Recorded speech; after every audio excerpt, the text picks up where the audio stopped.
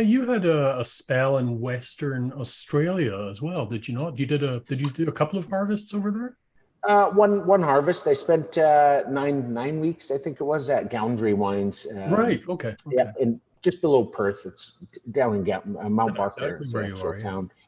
Very interesting, different, uh, wild experience for a 25, 26-year-old kid. Yeah. Of course, there's other people in the world. I have some friends I play online, gaming with, and they're like, "Oh yeah, I went to, you know, anywhere. When they're from England, they travel down to, you're just everywhere. You're just everywhere." And here I'm in North America. I'm like, I've been to the US. It's 5 minutes away, but you know, it's not really like a whole different. It is a different country, but they're only a 5 minute drive, so the people aren't extremely different. In Europe, of course, you can travel to so many different countries. But Yeah. for me, traveling to Australia was absolutely insane. And what were your main takeaways? What did you learn? What do you really think that experience taught you about winemaking? Oh, I was Scoundrel's a very large winery. Mhm. Uh, what did it teach me on winemaking? Probably the passion that I have for smaller wineries. It's Right. not that it was bad wines or anything. It was just very large, and I quickly learned that you're not really, a little bit more of just a cog in the wheel, if that makes sense. Yeah. Part of a larger machine, and you can quickly be lost. And some of this was quite evident in I worked night shifts, 12 Hmm. hours, 6 days a week, 12-hour days, 12-hour nights. There was some things that happened in the winery, and I followed procedures. Of course, I was trained that way, Yeah. and so a few guys had skipped a few corners here and there, and it all comes down on all of us. And I just stepped up, and I just said, "Hey, listen, you got the wrong guy here." Yeah. They're like, "We don't care. It's as a team." And I said, if you don't appreciate me for my individual, work ethics, then I didn't really feel fully appreciated. And of course, again, I'm just a cellar intern coming in for a few weeks to help them out. Probably, they don't even remember my name, to be honest. But I've quickly learned a love for smaller wineries. Of course, Interesting. we're 20,000 cases. I consider that still small. Yeah. Yeah. People I hear say you. it's medium. Like, there's three guys here. How can that not be small? you know? So you've had 2 decades at the winery. Over those 2 decades, how would you say your winemaking, well, your palate and your winemaking has evolved throughout that time? Good question. Um, I think you learn to love different varieties as things, as your palate changes, Right. as Yep. you grow older. Of course, if people ask, "What's your favorite wine, Justin?" Of course they do. I don't have a clue. Is it Monday or Friday? Yeah. What day is it? Am I happy? Am I sad? Is it friends over? Is it me and Yeah. my wife and I? The day of the week, really, everything makes a big difference. Now, hmm, how did I develop? I would say Randy and I did it as a team. Of Yep. course, eventually I became winemaker, as I mentioned. He taught me to taste the same as he did. And what's very interesting is when his old winemaker came in, Tom DeBello, who was a very well-known winemaker in the area. Uh, he would taste our wines, and he tasted exactly the way we did.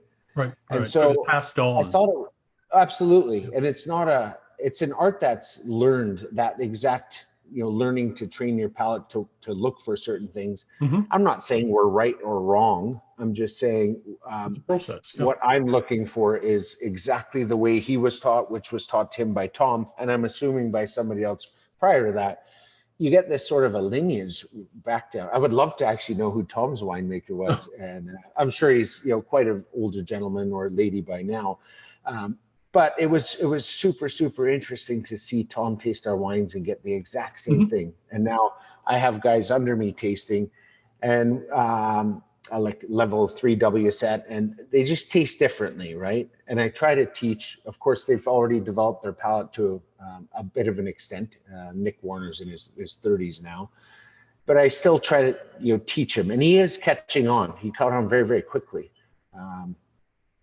How did our palates change over time? I guess they change with the winery. The beginning wines were fairly new vineyards, fairly big tannins. We were extracting a lot more. Yeah. And over time we realized, why are we extracting so much tannin when people are drinking this in the first year, really? Now, we don't have the saying no wimpy wines, but at the same time we used to joke about it and say, we really don't want to make any of these soft, flabby reds or whites for that matter. We want something with texture and body. And probably around 2014, we started really hitting our stride of, we reached a vintage where we had this super soft tannin in all the red wines, good concentration. The whites were also, fairly fruity. I was just, getting my stride going by then.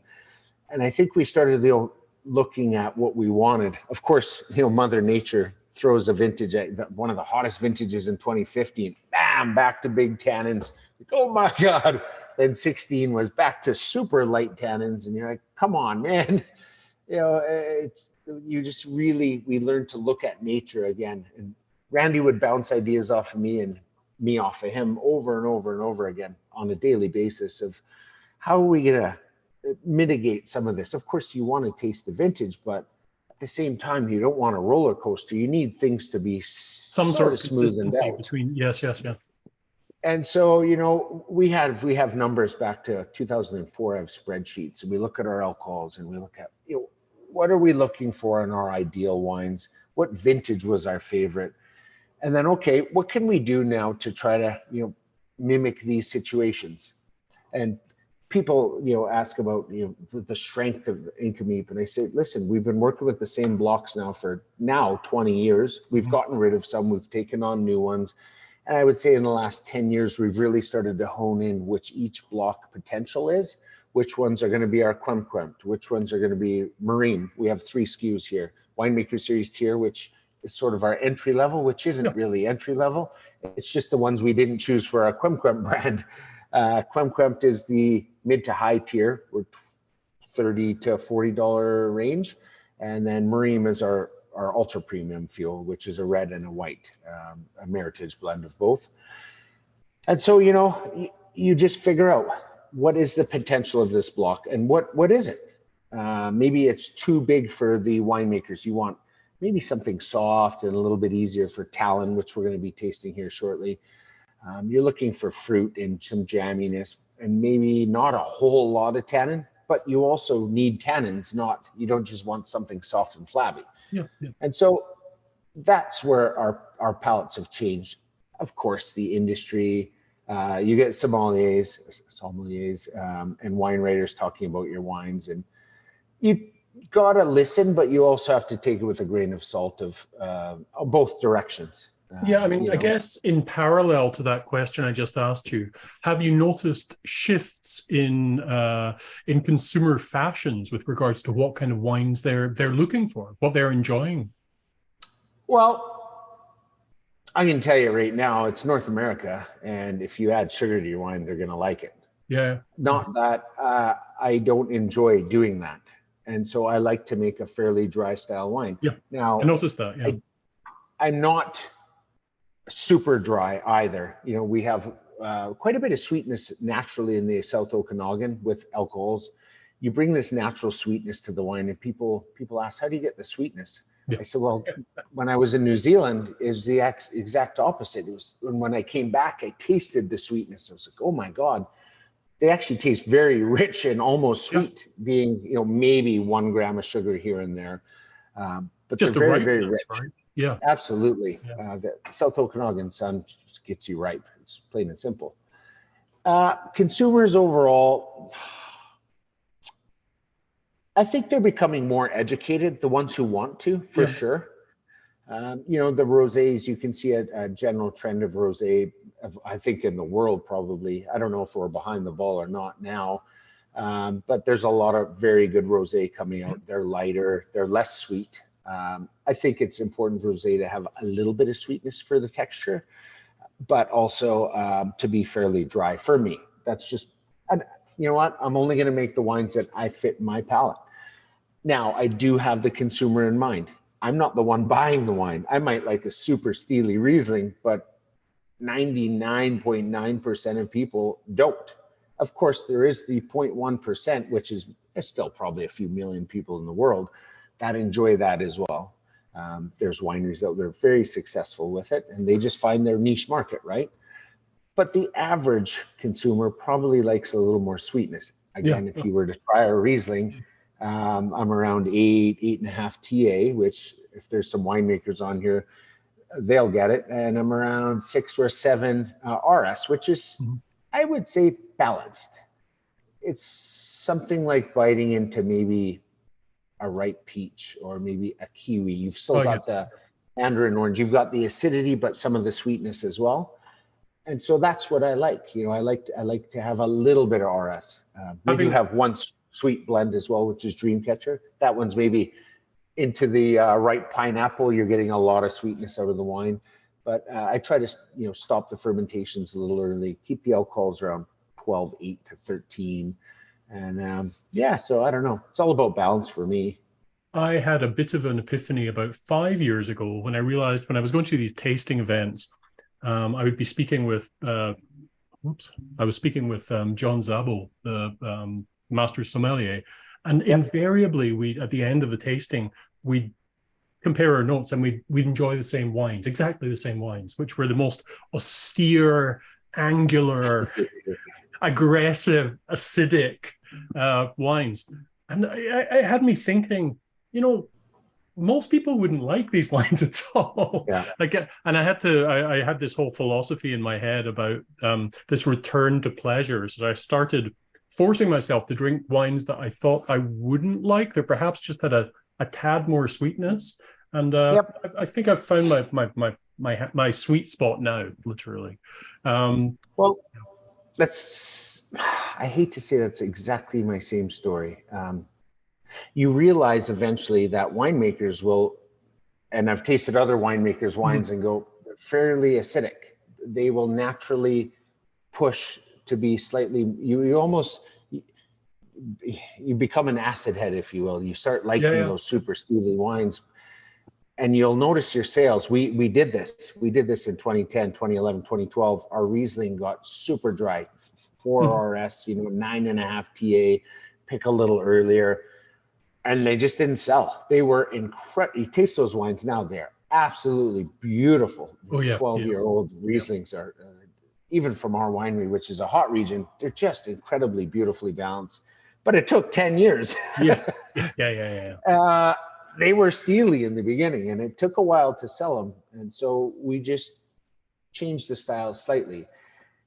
Again, the newest Riesling, I've brought the acid down. I like to drink. It was a quote actually from a winemaker, which I misquoted. Take a bottle home before you're going to make your final mind up on the blend.